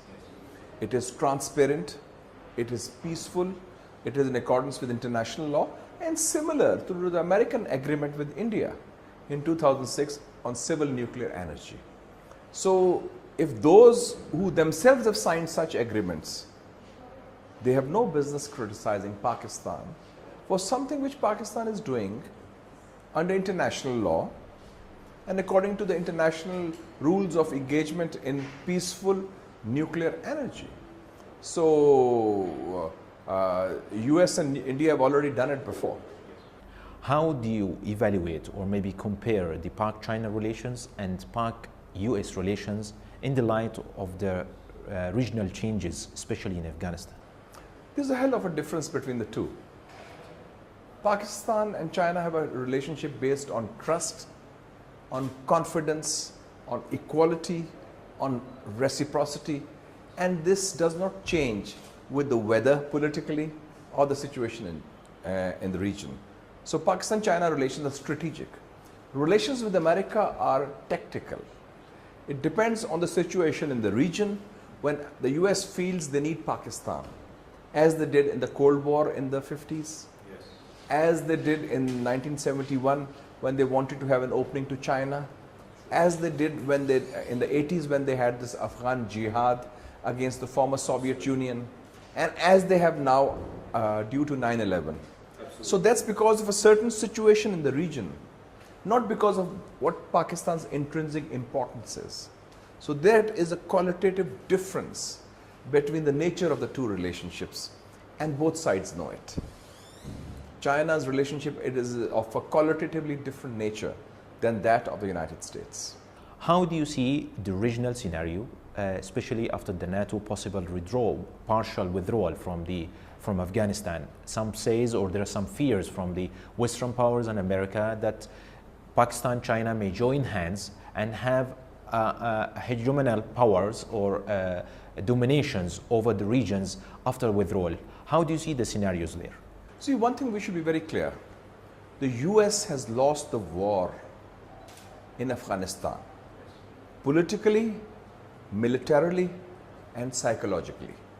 That they are today forced to talk to the Taliban, the people they were trying to militarily defeat for last 11 years, and they failed. So a new situation has arisen. Two contexts are very important. One, that the balance of economic, political and cultural power has shifted from the West, from Europe, from the United States, which is in decline economically and politically, to the East, to Asia. It's the Asian century, and there's the peaceful rise of China, which we see as a source of strength for Pakistan. Secondly, China and Pakistan both are neighbors of Afghanistan. China has the biggest economic stakes in Afghanistan. Pakistan has the biggest political and security stakes in Afghanistan, because we are 3 million Afghan refugees are in Pakistan. What happens in Afghanistan has an impact on Pakistan. And we do not want violence, instability or uncertainty in Afghanistan, because that fallout will be felt in China, in the province of Xinjiang, in Pakistan, in a province of KPK and Fatah. So we will coordinate, and I think it's a good sign that China is becoming more politically engaged, more proactively engaged in Afghanistan. And I want to inform you that the Pakistan-China Institute, of which I am the chairman, which is the most important and active non-governmental private sector platform in Pakistan on relations with China and the region also, we are holding a tripartite think tanks conference of China, Afghanistan and Pakistan in Beijing on August 6th. So this is the first such think tanks conference of the three think tanks, and I think this will reinforce the relationship between the three countries. Do you think the Chinese are backing up the endeavors or the overtures to bring the Taliban on board? And do you think they would accept the Taliban as a political power in the future? I was in Beijing last month for a conference in Kunming, and I also went to different parts of China and talked to some important Chinese leaders and officials. Yes. I was told that the Chinese side and Taliban are directly engaged in discussions. And the Taliban have also had an engagement with the Iranians. They sent a delegation to Tehran, and they're also talking to the Chinese. The Chinese are comfortable with the Taliban. The Chinese want stability in Afghanistan, whether it comes through the Taliban or some other force. And the Chinese, like Pakistan, are not very comfortable with an outside occupation force like NATO, because that is also keeping an eye on the region. And so I think that Chinese would live with any situation in Afghanistan, including the emergence of the Taliban, as long as it is not destabilizing any part of China or it's not exporting violence to China or to Pakistan. You just mentioned that you talked to several intellectuals in China last month. How did they see the possible establishment of a permanent basis for NATO or for Americans in Afghanistan? Will they accept that? As I know that Pakistan also does not support any permanent bases in Afghanistan, whether in the south or the north. You see, we in the region, the NATO or ISAF forces are here today in Afghanistan. Tomorrow they will not be there. But partially. But we will not, but we will be here. China will be here. Russia will be here. Central Asia will be here. Yes. So we are at a loss to understand if 120 or 30,000 troops could not do, what will these 9 bases and 10, 15, 20,000 troops, what is the purpose of that? Is it to keep an eye on Pakistan? Is it to keep an eye on China? Is it to keep an eye on Iran and Russia? This would not be acceptable to the people of Afghanistan, this kind of presence. And I think we should learn, the Americans should learn from the example of Iraq. Yes. In Iraq, they wanted a military presence in Iraq. They built up a big embassy, and they wanted the embassy in Baghdad with 17,000 diplomats living there. The biggest American embassy in the world. And they wanted a permanent presence of the American troops in Baghdad. But the government of Maliki turned it down. So the same thing will happen. And that is why they are trying to push Karzai on that, the SPA, the Special Partnership Agreement. And I think this will be a sticking point with the Taliban. I don't think the Taliban, after fighting for 11 years against a foreign occupation, will accept partial occupation. You know, there's a saying which is very popular: you cannot have a woman who is half pregnant. So you cannot have an occupation which is partial. So either there is occupation or there is no occupation. No occupation. So if you try to have this, no, it's only this, it won't work. What is the expectations from Pakistan looking up at the Chinese to help them out in the power sectors and energy sectors? Especially Pakistan is passing through a very difficult time in terms of energy and economic. You see, in May, 23rd and 24th of May, Premier Li Keqiang of China came to Pakistan. And he talked for the first time of a Pakistan-China economic corridor. And you know, recently we have handed over the port of Gwadar on the Arabian Sea in a commercial agreement with China. So if you see that, there is a new potential opening up in 2 specific areas. The economic corridor would include the Gwadar port, serving as the hub for Chinese oil imports from the Middle East, from Africa, into Chinese Central Asia, through a road and a rail network, which is being talked about, between Gwadar to Kashgar in Xinjiang, which is the biggest Chinese city close to Pakistan's border. The second area is energy. In energy, China has a lot of experience in coal-fired energy. China, even in Sindh, they have also yes, a lot of reservoir. One of the billions of reserves of cubic feet of coal. So that is one area. Energy through coal, which China has a lot of experience. The other area is alternative energy, wind, solar, so that we can work out, and also hydro. And we have a lot of hydro resources. So I think that China would be supporting Pakistan on a fast track mobilization of its energy resources to resolve their energy crisis. And that is the priority of this government also as well. Now let's come back again to the visit. What expectations are being looked at from the Pakistani side? What type of agreements and MOUs are going to be signed in Peking during a 5 days visit? And do you expect any further agreement on the defense side? You see, we already have seen a vision from both sides for closer cooperation, and that's very clear. It was in economy, in energy, and on regional security issues.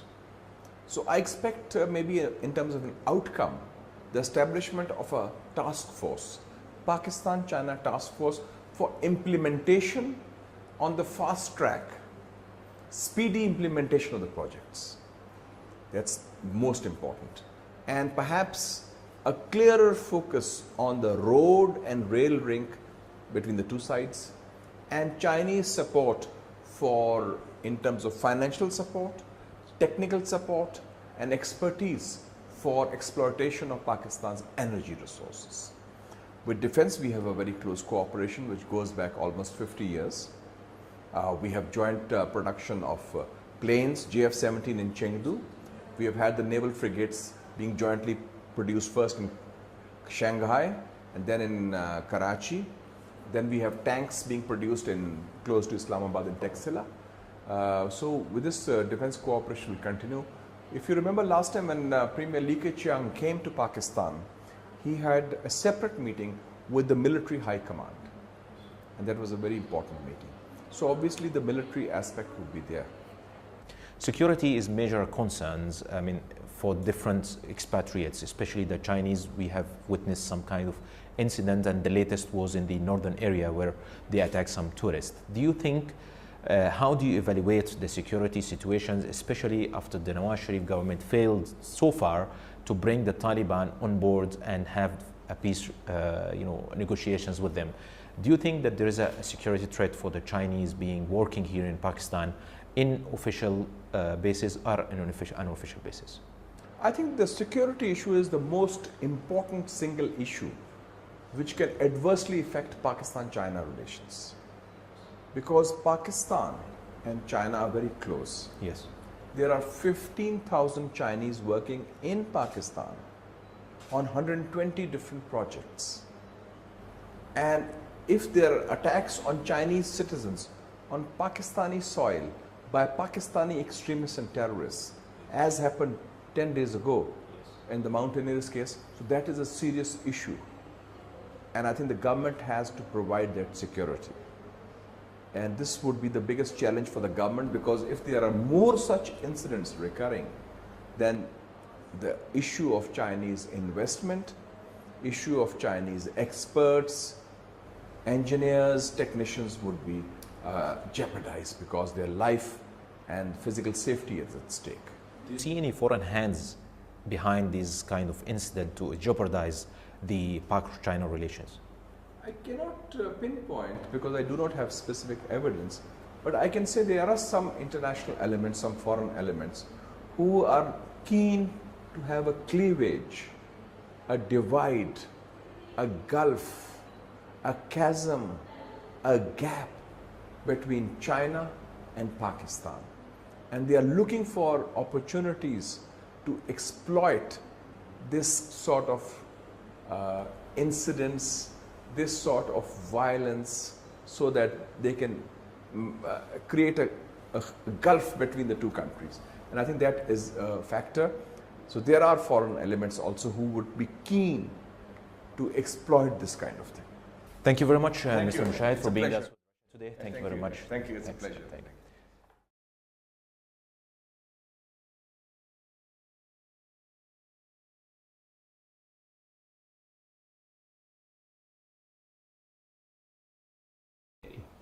Thank you very much for talking with me about this important problem. The main thing, when we took over in February 2008, in April 2008, at that time we decided that we should talk with them and we should settle the matter by negotiation. I personally went to their place, the Taliban of Swat, We don't call them Taliban, we call them terrorist. Because Taliban means to study and student, and they are not student, they are terrorist. I met them there and I talked to them that we are of the people of non-violence. We don't believe on violence, and we want that we should settle the matter by dialogues. They came to Peshawar, we had an agreement with them, and after that our agreement, they have some points which were very, very rigid, and although we are secular, but still we have decided that we will give them Nizam-e-Adl, that is. But they have one, at the same time, I think after 4 months, Baitullah Masood issued a statement in the Pakistani newspaper that I will slaughter all of you, the government people, if within 5 days you must resign from the government. At that time it was a challenge to us, and he also said that we are going to cancel the agreement which we have made in Swat. After that, we tried to get Sufi Muhammad, a clergyman, that we should, he came in and he said that I will be able to control this violence. We said that we are ready to do that. He went there and he agreed with us that in a public meeting I will announce that there should be no violence in Swat, and the terrorists should not fight and they should surrender to the government. But at the same day and on the same ground and the same meeting, he said that I don't accept the Supreme Court of Pakistan, I don't accept the Constitution of Pakistan, and everything which is against the government writ and the Constitution of Pakistan. After that, we have decided that without the military action, we will be unable to get rid from them. Then we gave the full support to the army, and those days were like that, they slaughtered the people, they flogging the girls, they were blowing the schools of children, schools of ladies' schools, children's schools, and they have stopped the people coming out from their houses. 51% of the population of Pakistan, those are our sisters, mothers, and female people. Therefore, after that, we took the action, and Pakistan, though Pakistan is a frontline state, but our province is the first line province. Therefore, we fought for the whole of the world, international world, free world. As you know, that the people of Americans and other countries, free world, they are of the opinion that 9/11 was done from Fatah or from Afghanistan. They have planned there. Yes. But I always told to the foreigners that if God forbids they took over this country with this so much equipments and even with nuclear, then how many 9/11 will be done in America or in Europe?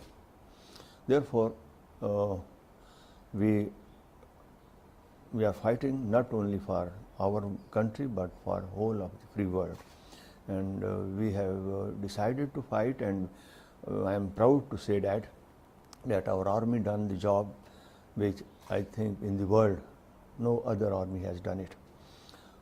Within 6 months we got 25 IDPs from Swat to Peshawar, Mardan, Charsadda, Swabi, and Nowshera. These are our 5 cities, and the people gave them 20% of the people were in the camps and 80% people were in the houses of these people of the population. They opened their doors just like Makkah to Medina the Hijrat was made. And after that, the people were of the opinion, whole of the world and even more of our critics, that this government is now will be unable to send them back and people will stay here, and how they will do to arrange 26 lakhs of IDPs and their problems. But fortunately, and by the grace of God, we managed to send them back to Swat, and I went myself, the first the buses, people were going on buses. I went there and I received them in Swat, and I settled them there on the first day. And after that, the people started going on, and within 6 months, we controlled all that. And as far as the suicide people are concerned, yes, of course, in Peshawar, in all of the province, and even now in all of the country, they were doing their activities. But 6 months back or year back, we were of the opinion that after we calculated it, that after 36 hours we had a bomber in our city Peshawar, and then it became 48 hours, and now God is grace of God. Now we don't have any blast of, I think, 3 months. We have controlled them, but still, we don't say that we are succeeded. But I must say that 70% we have controlled them, and 30% they are still there. But they are not here now, but now they are in Karachi, they are in Lahore, they are in Islamabad, they are doing their activities. And we, now because of these actions which the army is taking in Orakzai agencies and Mamand agencies, from there we have IDPs still here. And the terrorists, now they came from their tribal area, now they are in FR Peshawar, near Peshawar, and in Dara Adam Khail and in Bada. These are near to the Peshawar, these tribal areas. If you go 10 kilometers from Peshawar under the federal government. But still, we are of the opinion that inshallah, we will count the past few months to maintain the law order situations in your province. But still, the United States and their allies in the West, they want Pakistan to do more. And every time they say that we are not satisfied, in spite of some diplomatic statement comes from the White House saying, yes, you're doing good. But meanwhile, the media, they say that Pakistan has to do more. Not only Pakistan, but from Afghanistan side. They also say that the infiltrations, the terrorists come from Pakistan side. How do you respond to all these statements, since you're talking of your success in this province, which we can see in the streets? As far as the question is concerned, I must say that somebody is supporting them. The terrorists, they are fighting with the army, Pakistani army, and the Pakistani army is the sixth number in great army in the world, and having all the equipments, and they are fighting from last 3 years with them. If I ask you that, who is going to support them? Who is giving them the money? Who is giving them the arms? Who is giving them the Americans are concerned, we are not fighting for Americans. We are fighting it of the government. We are fighting for our people. We are fighting for our females people that they don't want to get out of them. We are not fighting American war, but now it is our own. I have told big meetings, I told them that unless a question is concerned, the border of Afghanistan and the Pakistan is, I think that is too, because their families are, therefore they are same families, and they are coming and going there. If you go to Torkham area, you will see that people are coming, and because that 2,000 kilometer, and that is very hilly track. Yes. You can't control them. Say that we have succeeded to control them, because in Pakistan and Afghanistan are in such area that whole of the world there is no tribal territory where 30 lakhs of people are living without law, without any binding on them, without any government rate.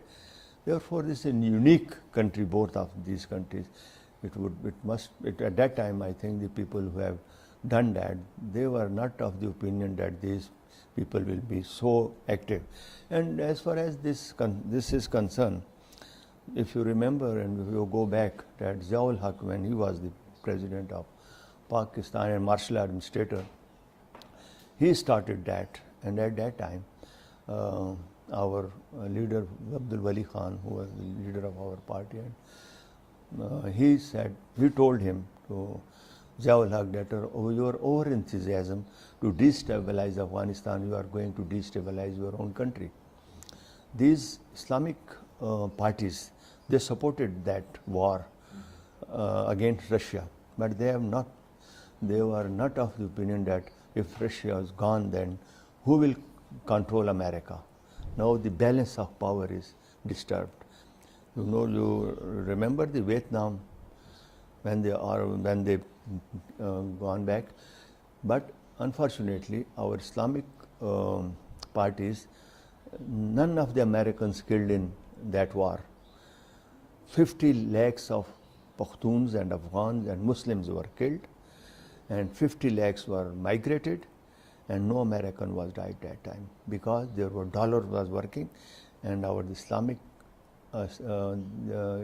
political parties, they supported them, and they never thought that if Russia disintegrated, who will control America? Now America is the only superpower in the world. Now he gone to Iraq, nobody control them. He came to Afghanistan, nobody's control them. What Israel is going to do? He stop the ships to come to save their Muslim brothers. Because of that, the Russia disintegrated.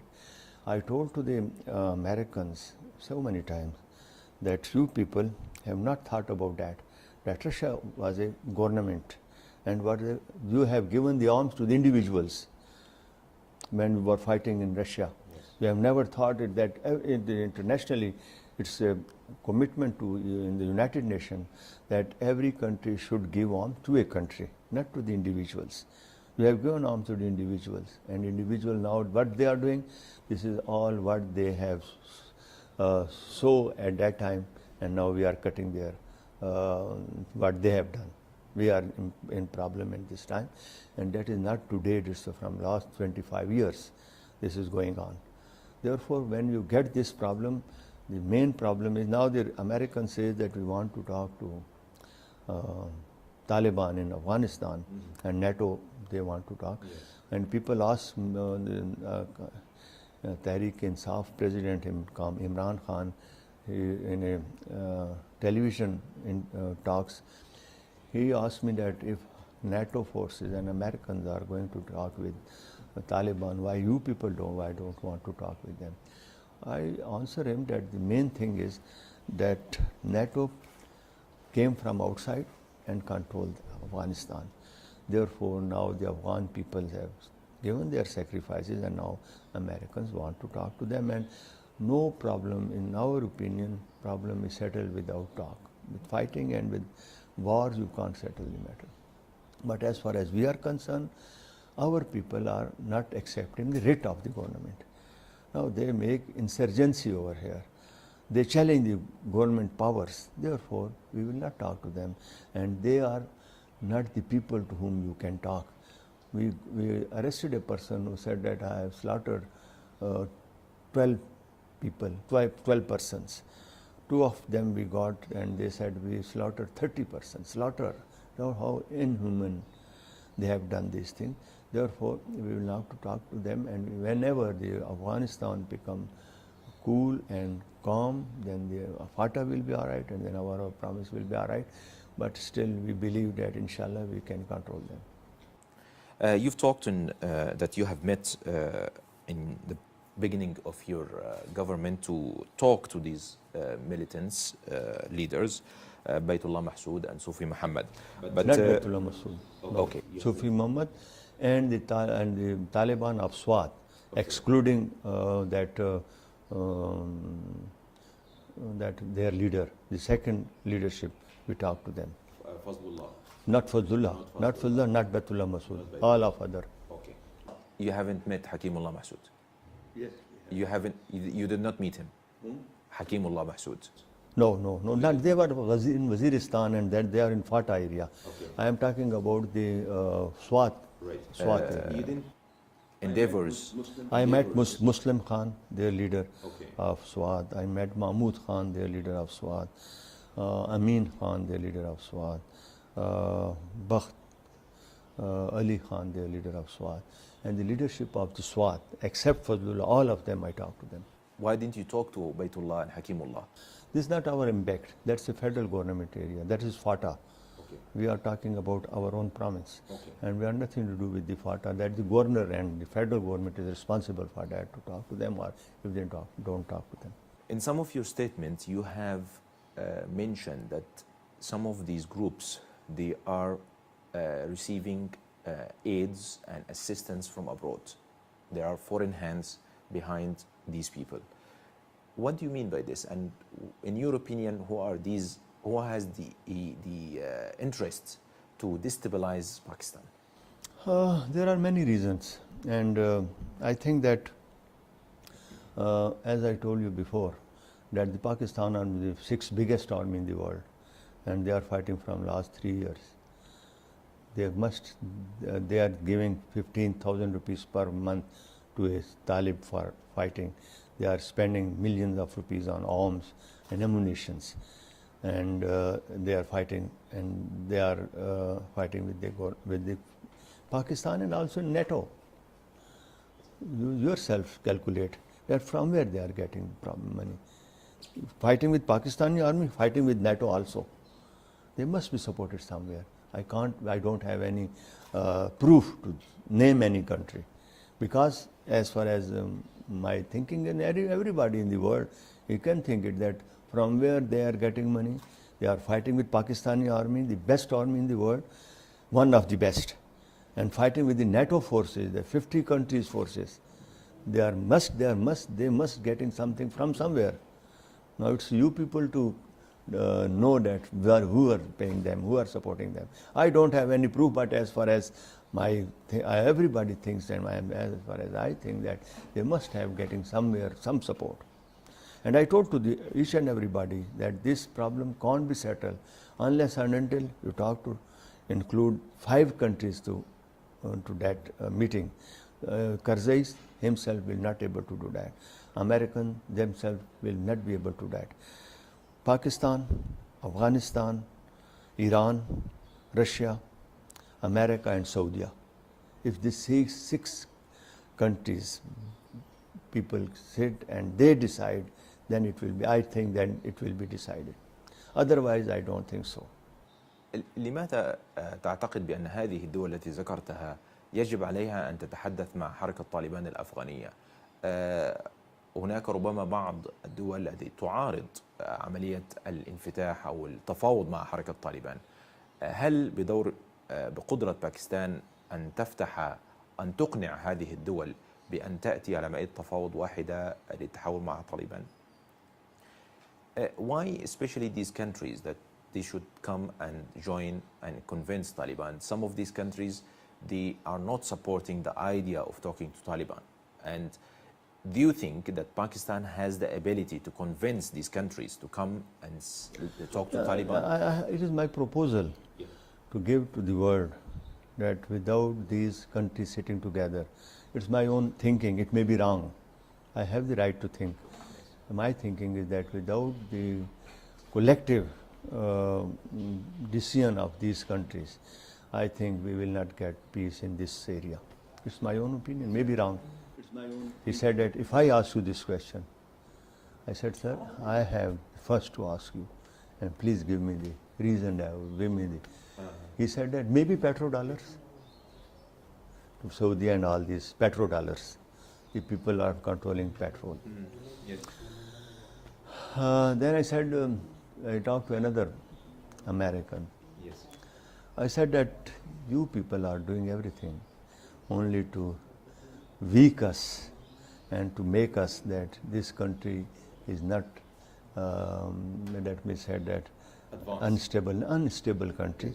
Therefore, United Nations should decide that it should get it nuclear from them. And you are interested in that.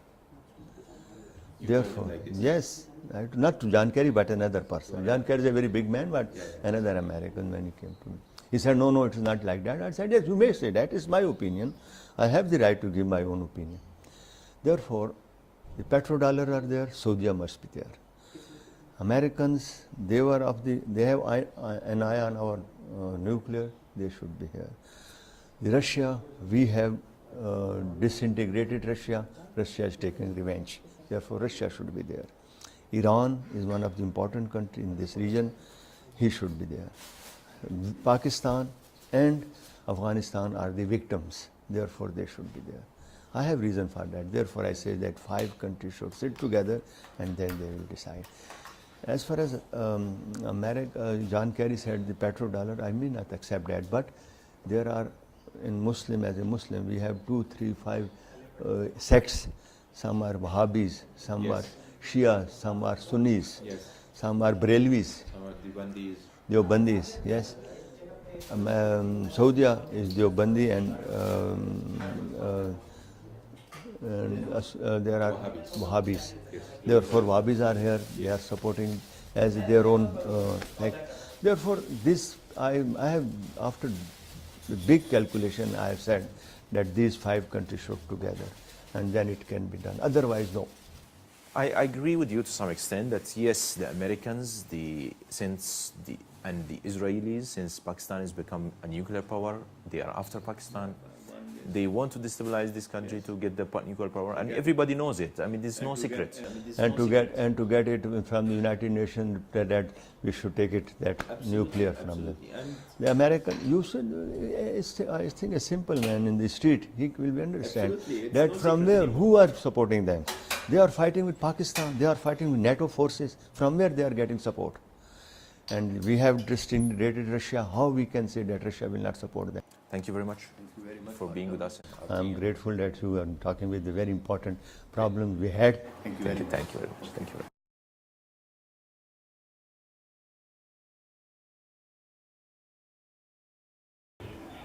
much. My name is Malala Yousafzai and I am a student of 8th grade and I'm studying in Khushal School and College and I'm working and I want to work as a social activist.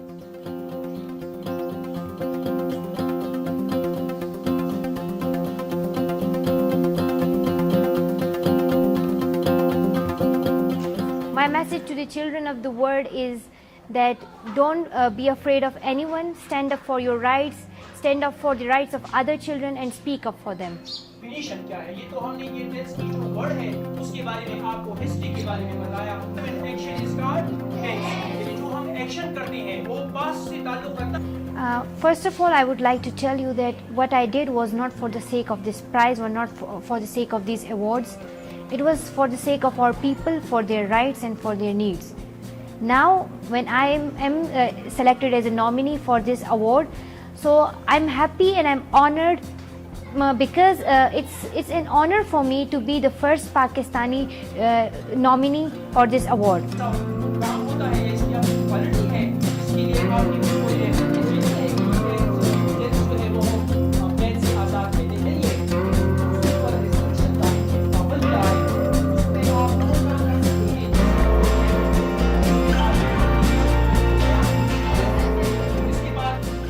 Because me and my other friends and other people of Swat raised their voice in those hard days.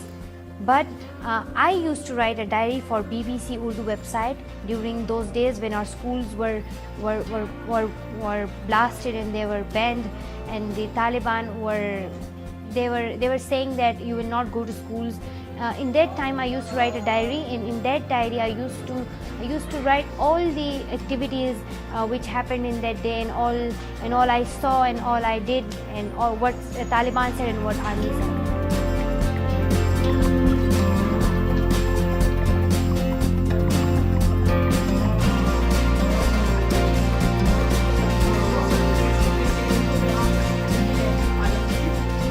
I didn't face them, but I didn't face any challenges but I was afraid. I was afraid that they might kill and they might kill me and they might come to our home and just take us to the green chalk and they might kidnap me.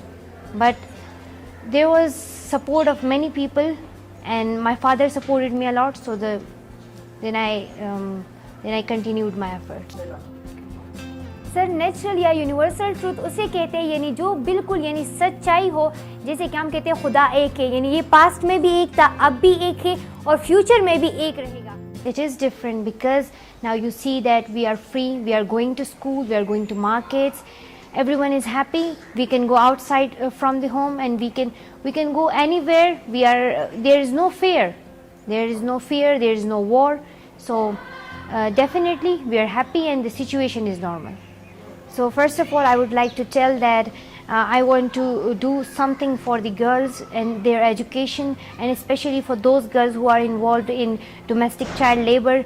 I want to build a school for them. I want to establish a forum for them that they can speak up for their rights, and they can stand up for their education. So, and in the coming 15 or 10 years, I want to be a politician. And I want to be a political leader, and I want to serve this nation through politics, through my leadership.